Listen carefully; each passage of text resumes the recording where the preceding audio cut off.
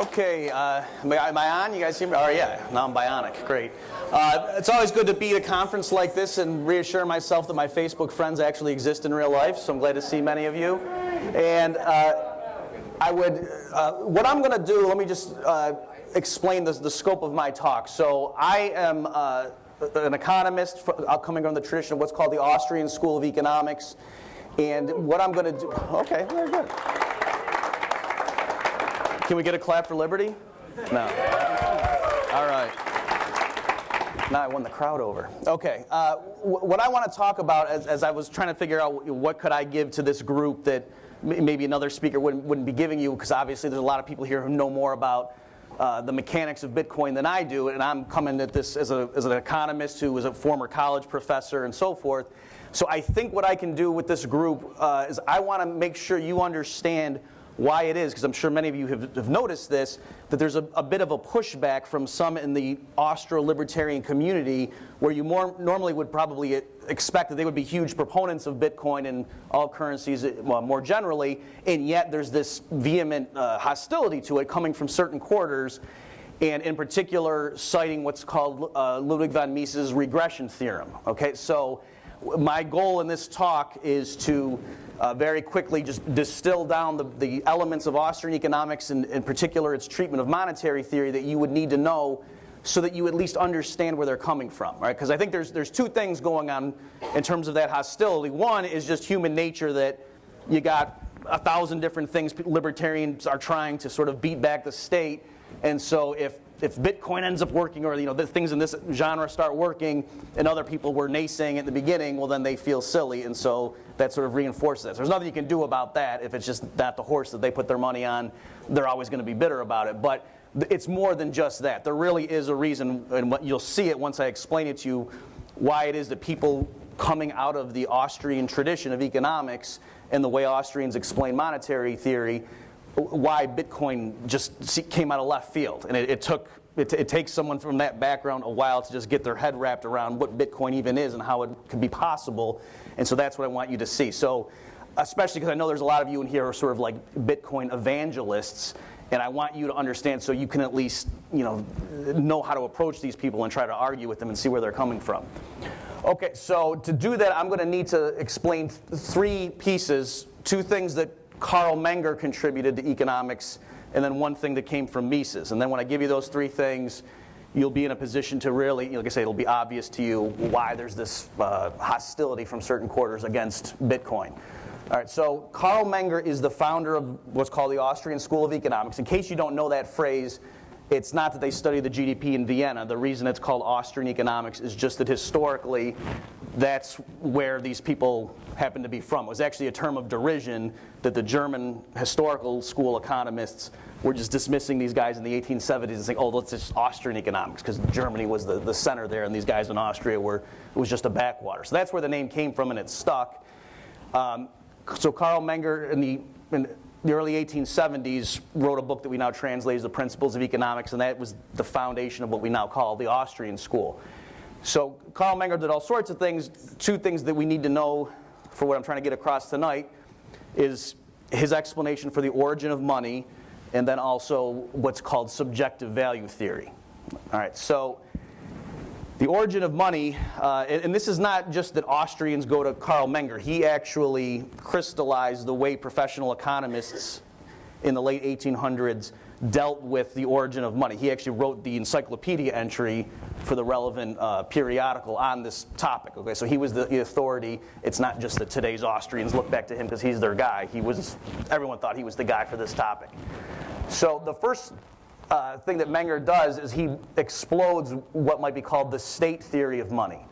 So there was a prevailing view, just like we see today, where people kind of just assume that if something useful socially exists, it must have been consciously created by somebody or some group, and probably that they had political authority. And you see that that pattern today. Whenever there's an issue, the catchphrase, "Oh, there ought to be a law." Right? Or whenever there's some kind of social problem, a lot of people, the knee-jerk reaction is, well, the government ought to do X, Y, and Z to deal with that. Well, that also was true among professional economists in certain sects, that they thought, well, clearly money is useful, and so therefore some wise king or something in the past must have invented it. And so Menger just walked through and critiqued and said, well, no, that doesn't really make sense. For one thing, we don't have a record of that, right? It's not that there was some guy, maybe called Eddie Money, who invented this thing, and then now that's his legacy. You would think, we have all kinds of things about Hammurabi, giving law and so forth, and things that these rulers did. You'd think the guy who invented money, we might remember him, and there is no such record. All right, so he's saying that's one strike against it. So the other thing is, if you hadn't grown up in a society using money, it's kind of a crazy idea, right? Imagine if you grew up in a society where people were just bartering, and then somebody comes along and says, hey, instead of trading for stuff that you actually want, why don't you trade away your valuable stuff for something you really don't want to use at all, but as long as we can all agree to do that, then it'll be fine, because you'll get something else. Like, let's grab this shell. Nobody likes these shells for anything, but give me your cow for this shell, and don't worry, because whatever you actually want to get, that person will take the shell as well. Right? That sounds crazy, that idea, if you've never experienced money firsthand. It sounds like a nutty idea, even though now in hindsight we realize that using money is actually very productive. Another problem that Menger pointed out was to say, even if some wise king or some smart intellectual sage dreamt up the idea of using money when they had no firsthand experience with it, how would you know what its purchasing power should be? So even if you could get everyone to agree, oh yeah, it would be better if instead of us trading things directly for what we want, we all agree to sell our stuff for these shells, let's say, and then we'll go use the shells to buy whatever it is that we need. So there'll be like a middle step in the transaction. Even if we could all agree that that's a sensible way to proceed, how would you know how much stuff a given shell could buy? What its purchasing power would be? That also would be completely arbitrary. And so that not only would the king have to sell everybody on the idea of using money, he would also have to lay down what the exchange ratios were, like how many shells for a horse, how many shells for a cow, and so forth. Right? So Menger was just walking through and trying to get to see the enormity of the problem, that it's not obvious how could you go from a state of not using money to a position of using money without assuming some superhuman intellect along the way and then a lot of force backing it up. So what Menger then gave, so that seems like, well, gee, okay, you knocked it down, but then what's the solution? He almost makes it look like it's an impossible problem. And what Menger gave, and he didn't invent it out of whole cloth. You can see versions of this even in Adam Smith, but Menger kind of crystallized it and explained it really logically, is he gave a step-by-step account of how people starting in barter could end up using money, even though at no point was that anybody's intention. That nobody consciously said, let's try to move society so that 10 years from now we're all using money.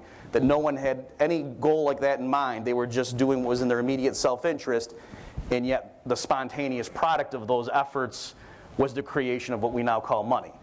All right, so in the interest of time, I'm going to boil it down really quickly for you. Imagine, so I'm going to make an exaggerated scenario, but just to get the idea, the logic of the argument. So Menger's saying, imagine we have a state of barter. There's no money. We just trade things directly against each other, useful commodities.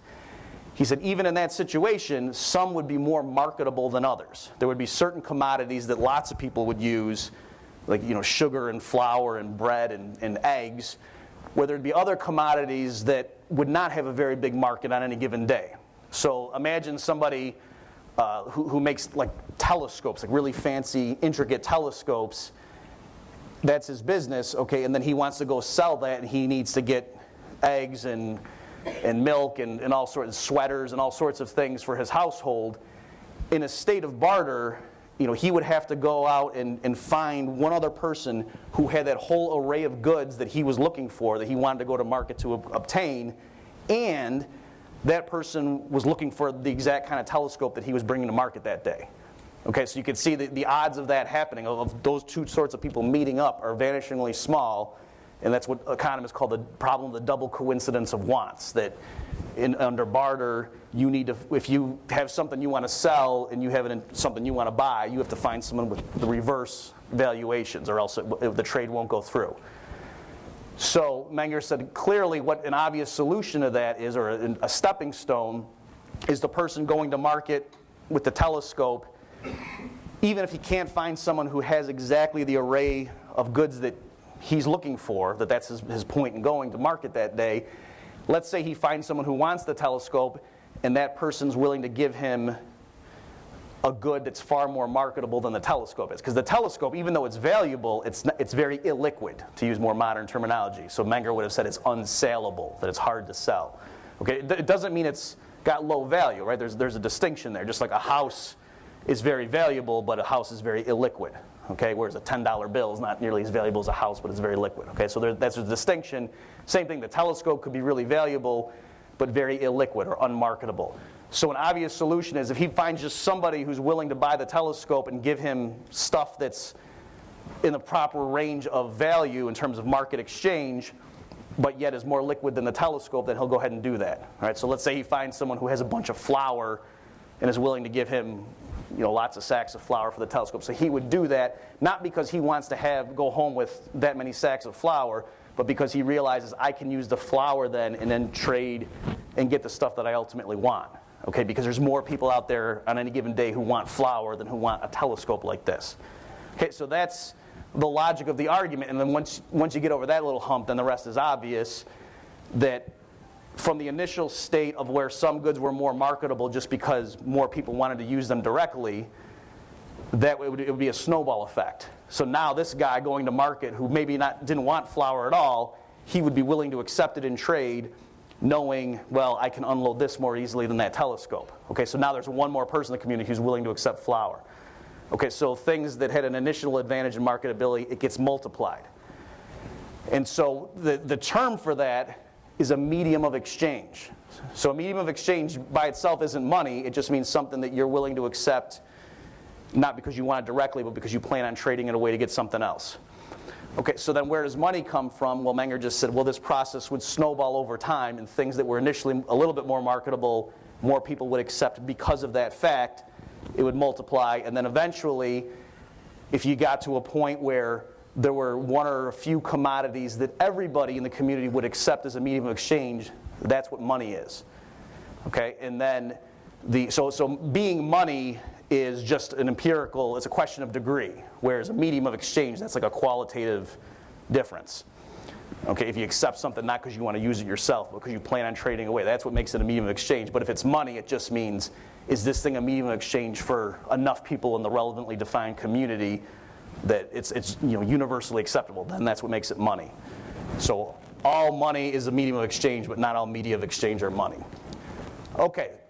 Then to explain why historically were some things monies and others not, there were a few principles that would make for a good money. So if something was durable, easily divisible, homogeneous in terms of smaller divisible parts, things like that would, a convenient market exchange value for its weight, things like that would make for a good money. And so that's why cattle aren't very good actually, because they're hard to maintain, they're hard to move around, they go to the bathroom, that sort of thing, right? So even though cattle in certain places was money, that's not why in 1850 the merchants around the world were using cattle as money, because that's inefficient. The reason gold and silver were the monies par excellence is because they were good on all of those dimensions. So let me just quickly walk through. So you might wonder, well, how come diamonds didn't become money, even though in many respects diamonds are kind of like gold? Well, because it's not that a pound of diamonds is the same as a pound of diamonds, right? If you have one huge diamond that's a pound, that's more valuable than a bunch of tiny little diamonds that collectively weigh a pound. Whereas with gold, that's not true. If you have a pound of gold and a pound of gold, unless it happens to be like in an antique coin or something, you could just melt it down and then you do whatever you want with it. So a pound of gold or silver is a pound of gold or silver, again, except for numismatic value. Whereas that's not true for diamonds or emeralds and things like that. You might say, okay, well, how come bronze or platinum didn't become money? How come gold and silver? Well, just because the vagaries of exchange and convenience, gold and silver were good, that for big purchases, gold coins were convenient, and for smaller purchases, silver coins were convenient in terms of how much weight of metal in your pocket, whereas bronze, you would have needed to be carrying around too much weight for the transactions you wanted to do. And for metals that were rarer than gold, it was the opposite problem, that it was too small, that you'd have to dilute it too much for a given coin. Otherwise, you'd only use it very rarely. Okay, so that's Menger's story for how money would have emerged spontaneously from a state of barter. Okay. And so notice in that explanation, nobody ever sat around saying we really have to work hard to create money because that will help everybody. It just spontaneously happens. So you can see why libertarians like that kind of a story, right? That it didn't take any central planner. It just spontaneously happened. Everyone working in his own interest. And also why objectivists would like that kind of story. Okay, the other contribution that Menger gave was what's called marginal subjective value theory, and that overturned the classical economist approach that relied on a cost theory. Now, we're running low on time here, and so I want to get to the meat of this and the Bitcoin issue. So really quickly, the classical economists tended to explain relative prices in the market by the cost of production.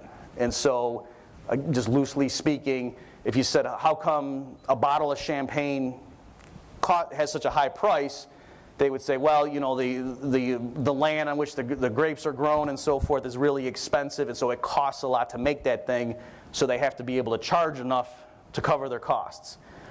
With Menger's approach, it flipped it on its head and said, no, the reason a bottle of champagne has a high market value is people like to drink it. It gives them utility, and one more bottle of champagne gives them a lot of happiness.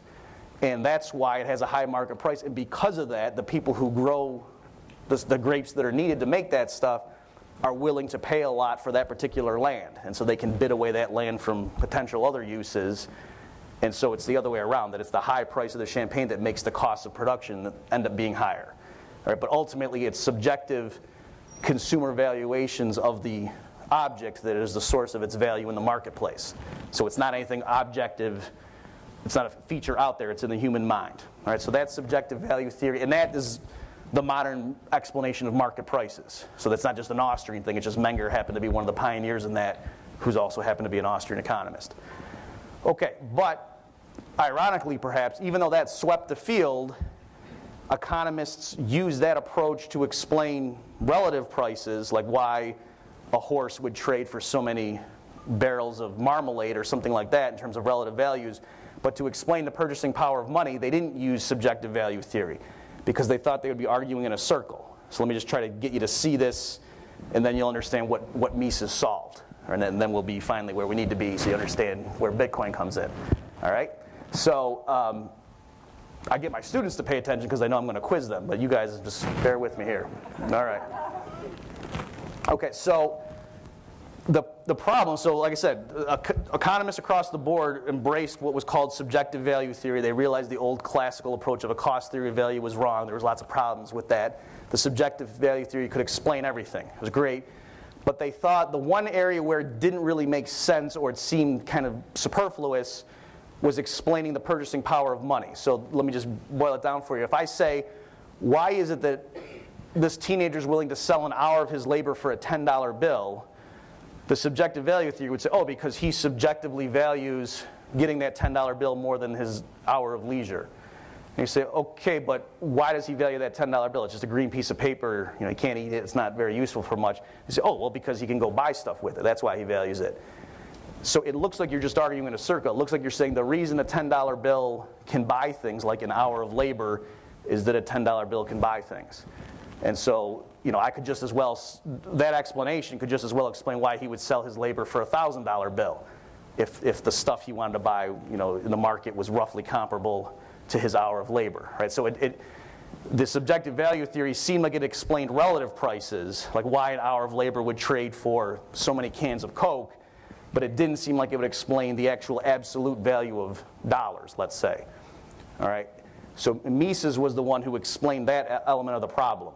And he said, no, you got to bring the time element into it, that really what's going on when you sell an hour of labor or anything in general right now for money, it's because you have an expectation of the future purchasing power of money, right? You're expecting money now because you think when you spend it down the road, it will be able to buy some stuff.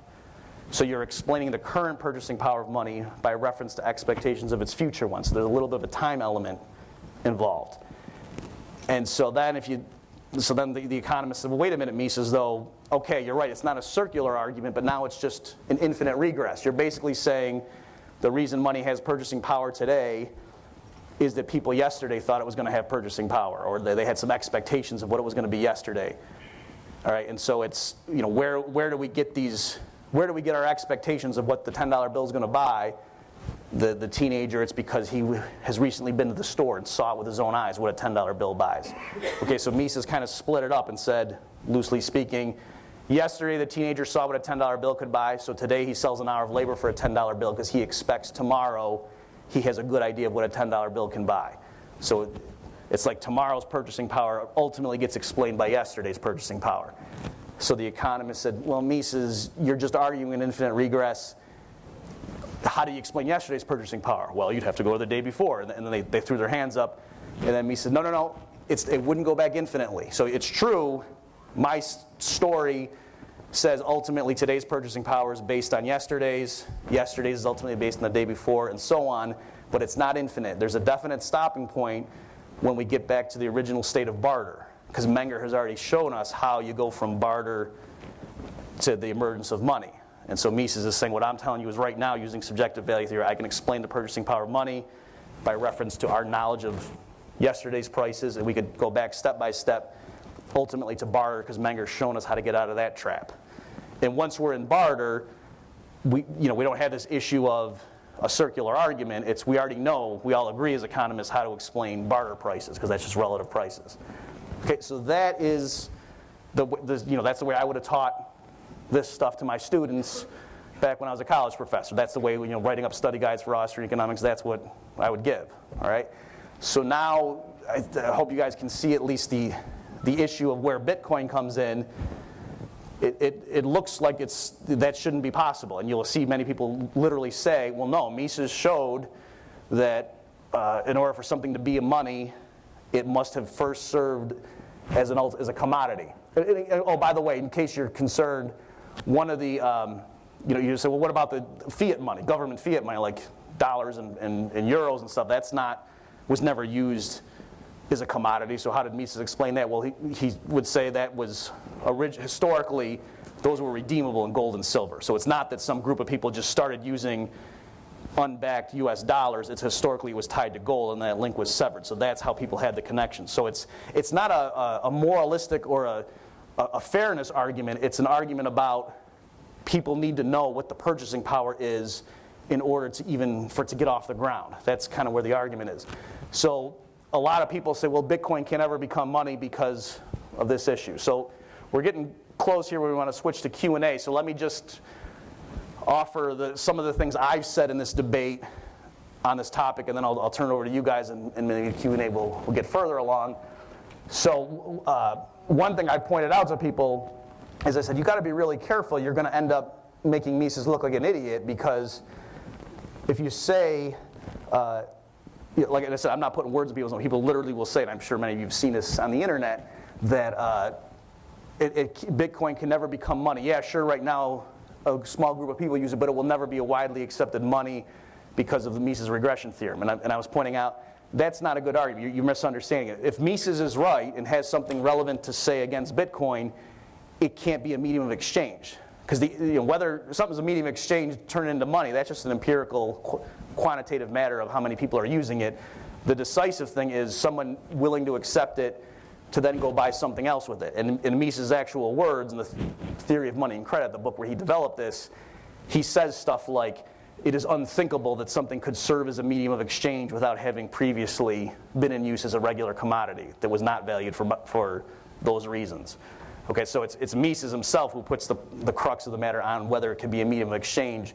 Whether it's a money is just a detail after that point. So I'm pointing out to people, Bitcoin, and I was actually at a conference one time, and a guy who was of this mindset said something like, he made a real sweeping statement like, well, no, right now people just use Bitcoin to get other currencies. No one actually buys real goods and services with Bitcoin. And some 18-year-old in the crowd said, well, I do. And he was good about it. He was cool about it. He just went, oh.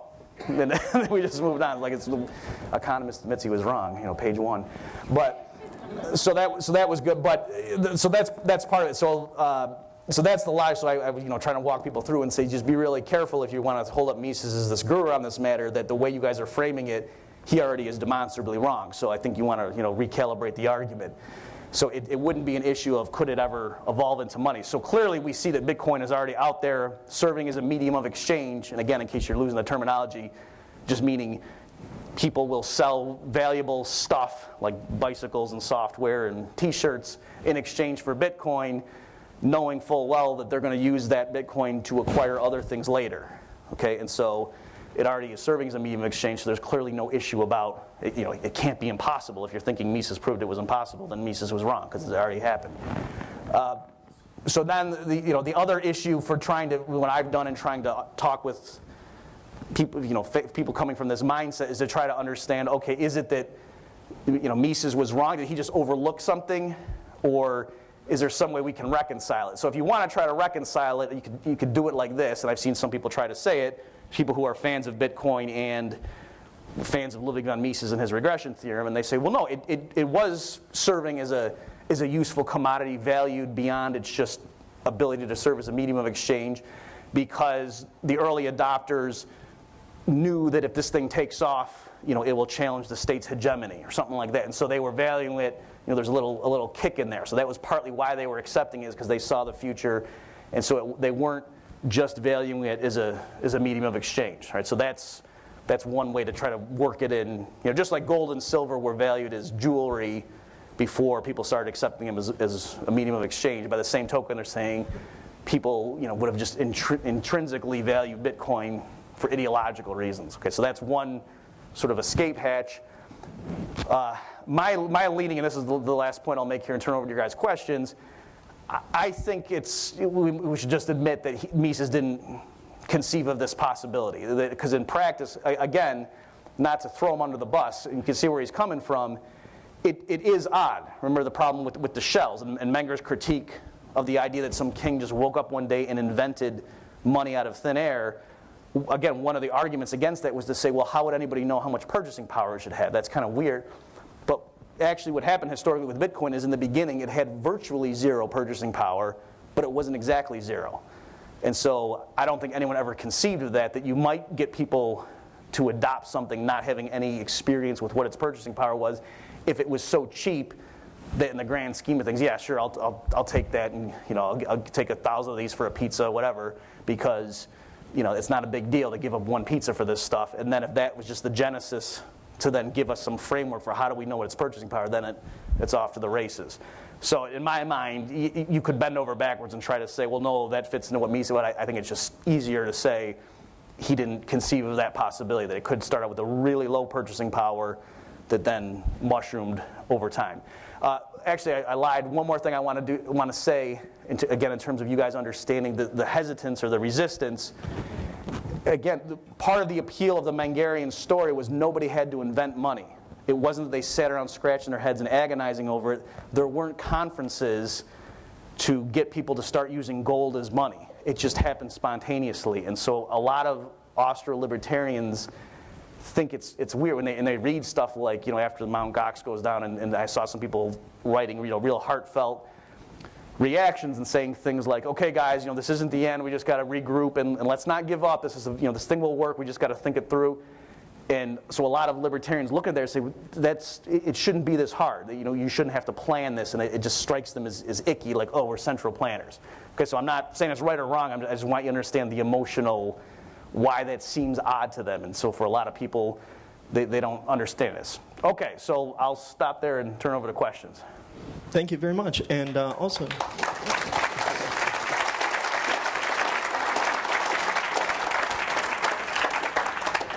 you did bring up a great point about using it as a commodity. I brought up several great points. True. But I was going to address that one specifically, and processing power and bandwidth have been used to serve up web pages for a long time, so they were used as a commodity.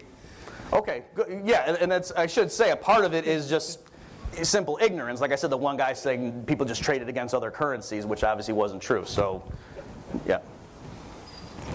Hi, my name is Jim Rapp. I want to know, I think a lot of the Austrians have been so invested in gold and silver and metals and things like that, I think they're having a hard time grasping the digital concept, so maybe that's part of it.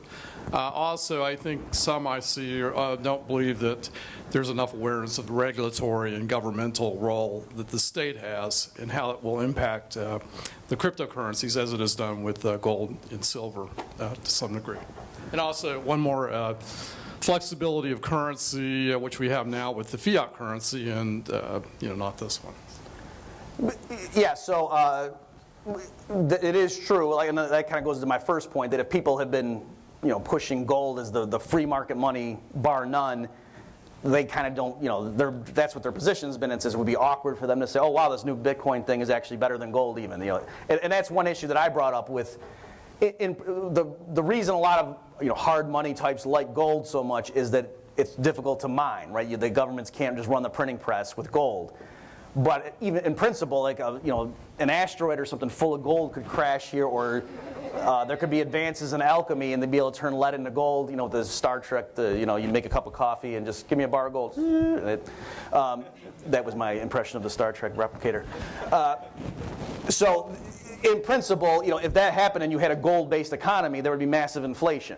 Okay, and so that's one of the virtues I pointed out with something like Bitcoin, is that mathematically you can inflate it, or something like Bitcoin, and so that's one way I was trying to appeal to that mentality.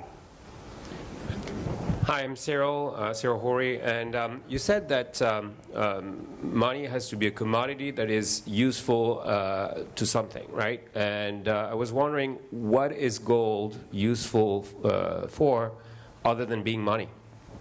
Okay, yeah, so I'm glad you brought that up. So right now, gold is used as jewelry, it's dental fillings, it's things like that. Look at Mr. T, wears a lot of gold, right? Electronics. Right. No, but it was jewelry. The reason why people like to have jewelry in the first place is because at the end of the day, when they go broke, they can melt that and have something left. That's why I think people are wearing gold. I don't know. Well, yes, there certainly is an element there that, if you wore fake jewelry that's not actually valuable, that people know. So yeah, there's a status thing to show, look at how expensive this is. But, you wear diamond rings too, but diamonds aren't never served as money. So there is a distinction. But there's another point too, that strictly speaking, even if no one used gold for industrial purposes or jewelry or anything anymore, as long as it had that historical link. Because again, the issue is, how did anyone ever know along the way what its purchasing power was? That's with the issue with the regression theorem. So as long as just at some point in the past, people did use gold for some reason, it's just a regular commodity, that's all the Misesian story needs. But that kills a little bit the argument that it has to be useful for something now. So we could say that Bitcoin in the past was useful, for example, on Silk Road, and now it becomes like a money that is used for something else, and it became money that way. It's I don't know. Right. But I think the general narrative is that Bitcoin was invented because people realized, oh wow, if this thing takes off, this would be a wonderful money. This would be a better money than what we're using. So that's again, I'm not taking sides, but that's the issue. That's the claim. And gold was and is extensively used in electronics and aerospace to this day for its functional uses as well. Yeah. Forms great bonds. So just briefly, I'd like to kind of respond to the emotional thing about it looking like central planning, and that is that libertarians do have conferences and strategy sessions and things about trying to establish gold and silver. But we don't as a accomplish currency. anything.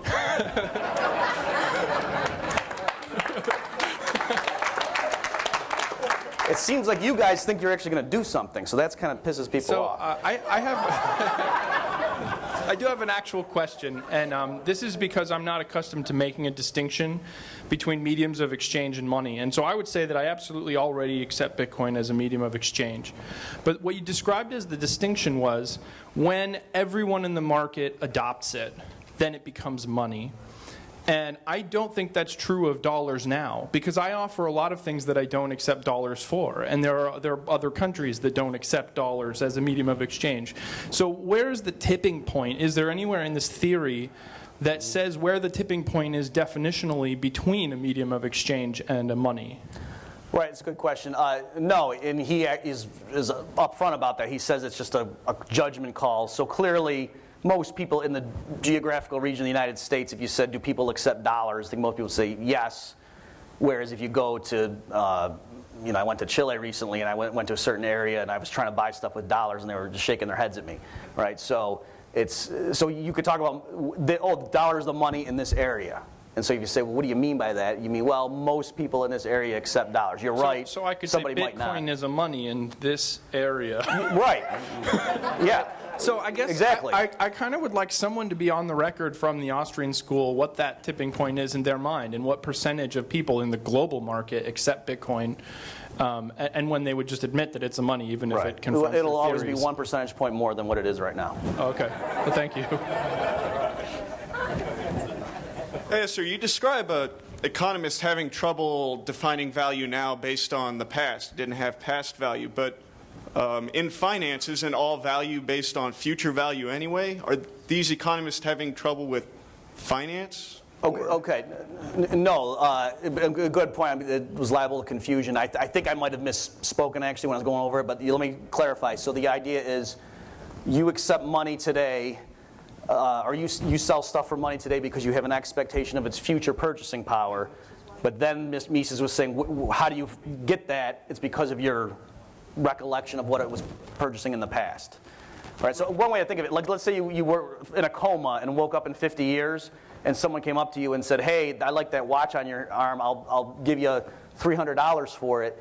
You probably would say, well, once you were like, oh my gosh, I was in a coma, after you recover from that, you would say, wait, I can't because I need to go see what does a dollar buy anymore because I've been asleep for 50 years. So that's the idea that in order for you to sell stuff for money, you need to kind of know what it is.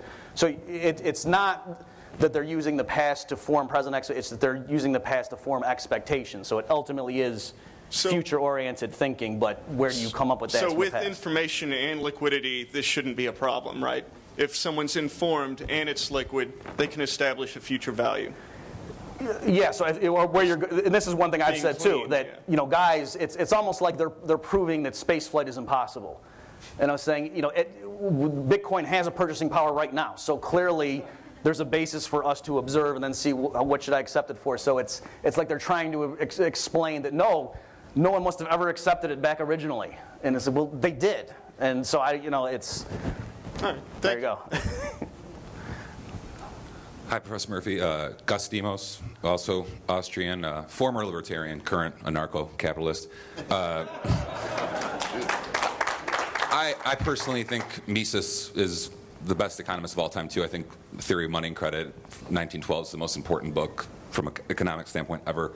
My question is, why can't current Austrians say maybe there's just a few things that he missed? Like, he couldn't have foreseen the digital age, he couldn't have seen crypto, he couldn't have seen the power of anonymity. I never have heard a string theory physicist or quantum mechanics physicist call Isaac Newton a dumbass.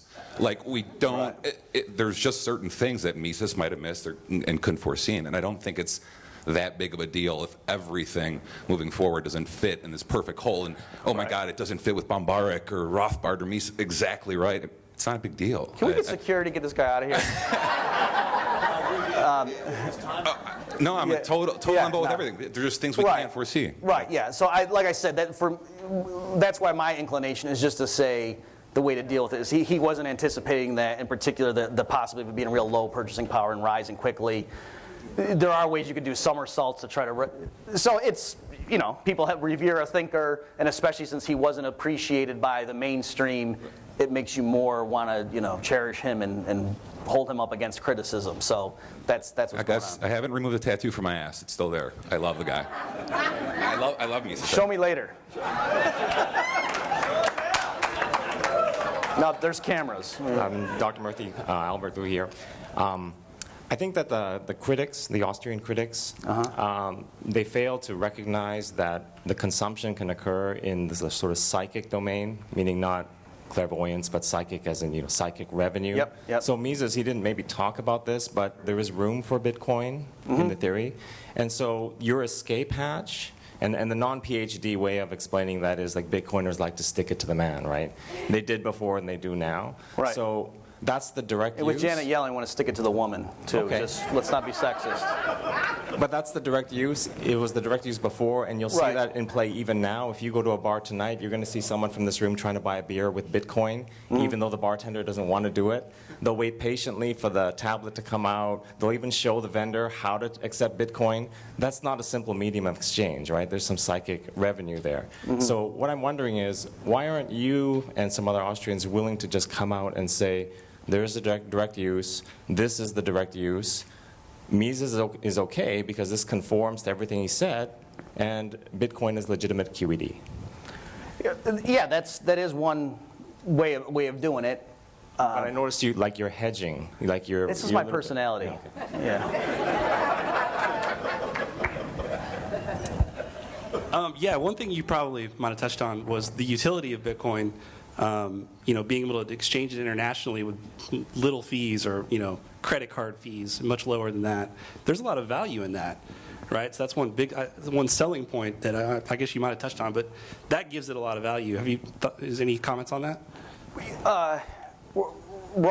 But I think a lot of that stuff is, if this could get off the ground, we can all see how much of a better monetary framework this would be than what we're doing. And the issue is, but can it get off the ground? Like if you were the only person that used Bitcoin, all those cool features would be irrelevant. I think that's the idea. And so then this apparent stumbling block was, how could you ever get someone to accept it because they wouldn't know what it was worth? Should they sell you a house for 1 Bitcoin? They have no idea. So now that hurdle's getting crossed, maybe that becomes more important, that it has more utility. Right, but like I said, we know that they did get over the hurdle, so it's kind of silly that we're arguing about, it's just a question of how did they do it, but yeah. Thank you. Well, it's kind of like, we didn't have the power of networks back then, right? Like the first telephone. Well, why would I want a telephone? Who am I going to call? Right. First fax machine, first email, And it's the power of the network by each single node exponentially adding to the power of the entire network. That's where the real value is. Yeah, that's a good point, and I guess the way to fit that into the theoretical framework is to say maybe the first people were investing in it. It's like they were looking at it and thought, if it takes off, this thing will have a lot of it, either for ideological reasons or just financial ones. They were speculating and partly accepted it for that. Just like the first people, using a phone, they realized, well, this will revolutionize things. Any more questions, anyone? Anyone? Well, let's give a round of applause to our favorite economist.